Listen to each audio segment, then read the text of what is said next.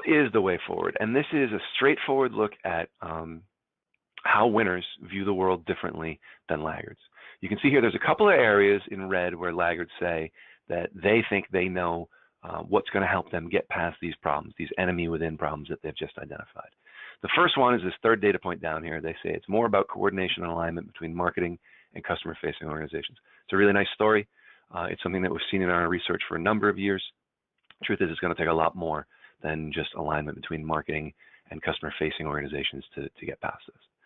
The next one that's really interesting is a few further down the line when they say it's a CEO who is willing to fight the investment community over how to treat customer-facing employees.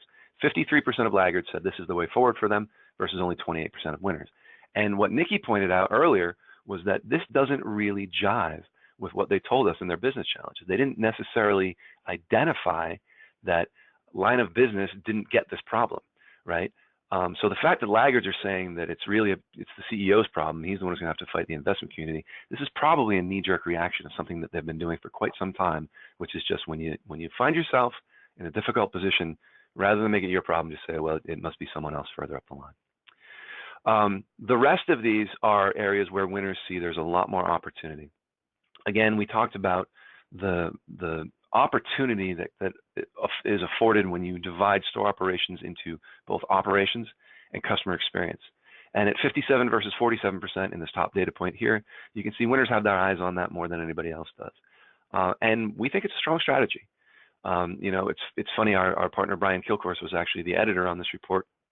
And when he and I were talking about some of the high-level findings, he said, I'm surprised by that because it's something that at his own company, where he was a CIO for a number of years, they were talking about 20 years ago. But what people talk about 20 years ago and what has sort of manifested itself as the landscape has unfolded clearly indicates that we're not there yet.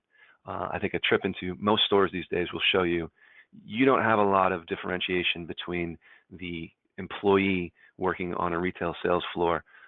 They have to wear all the hats right now. So if that's something that winners see as a way forward, we would love to see some examples of that in the near future, and we wish them all the luck. And the second one down here, Nikki had already mentioned, we had a going-in assumption when we started this research that retailers are going to tell us their best employees were their call center employees, and it makes sense.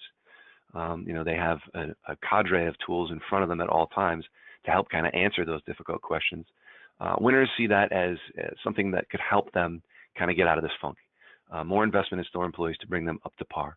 And that is really enabled by two things. One is technology and one is training. We'll get into that in the technology enablers.